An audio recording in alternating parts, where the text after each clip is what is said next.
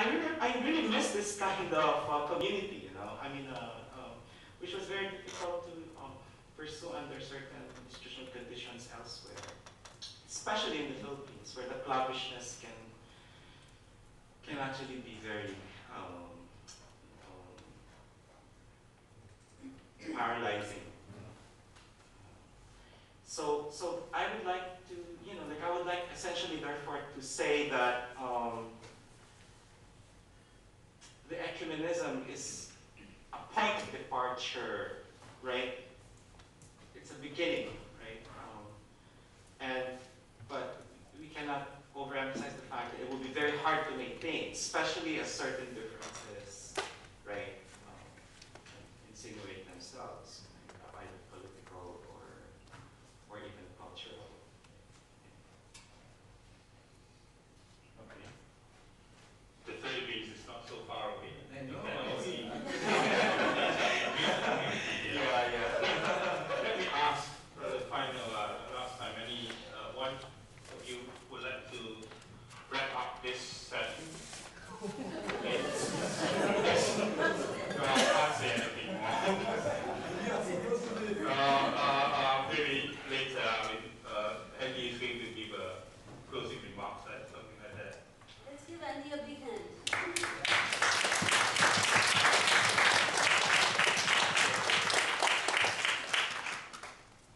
It's getting late. I mean, Academy Senegal is so far away from the city.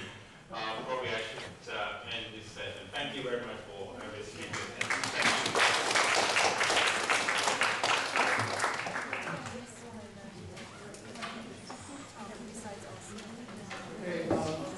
Ladies and gentlemen, we do still have another 10 minutes before I could officially announce the end of this workshop. I have a few comments as well as announcements to make. So if you can bear with me for another 10 minutes, I guarantee that I'll be through.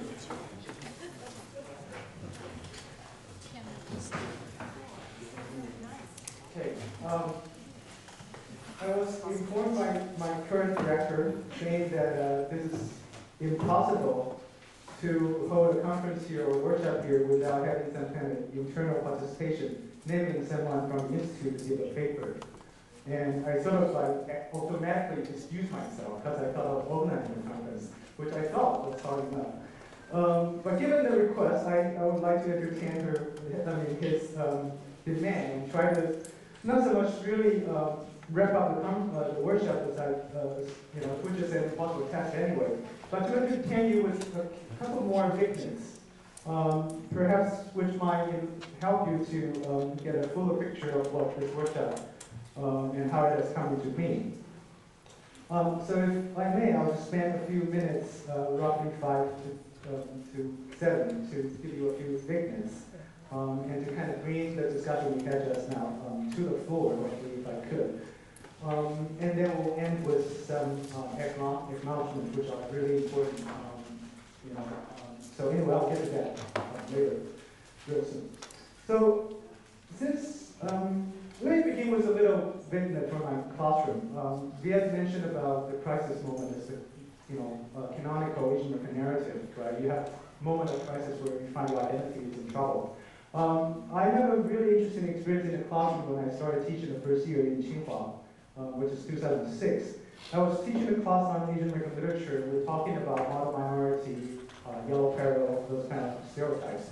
And so I was trying to hammer my students about the importance of a critique of model minority subjects, right? That they are trying to repress their own sort of selfness and try to kind of become that mode of the successful Asian. And in that context, there's a student, a really young, I wouldn't say bright, but a fairly nice young man, raised his hand and he said, teacher, that's the common reference here in Taiwanese context. He says, what's wrong with being a model minority?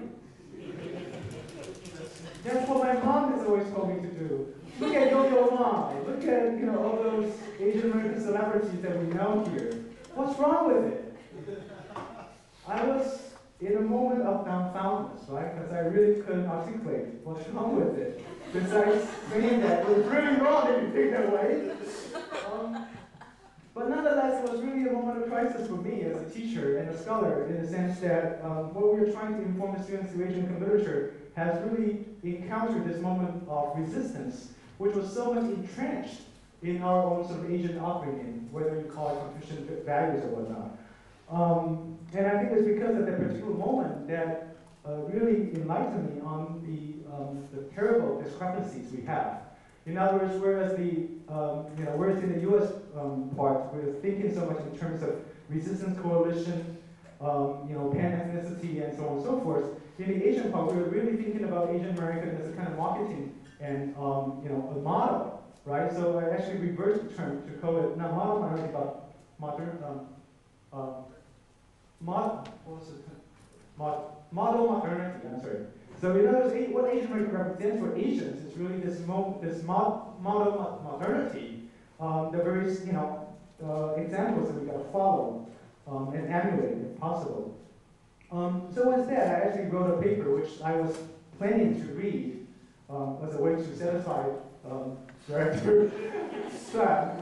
But I guess given the interest of time I won't, but I'll just tell you briefly about what that article is about. The article was written in the context for the SSS meeting this past April in Austin, and I titled the paper Another Asia with a slash between the N and O.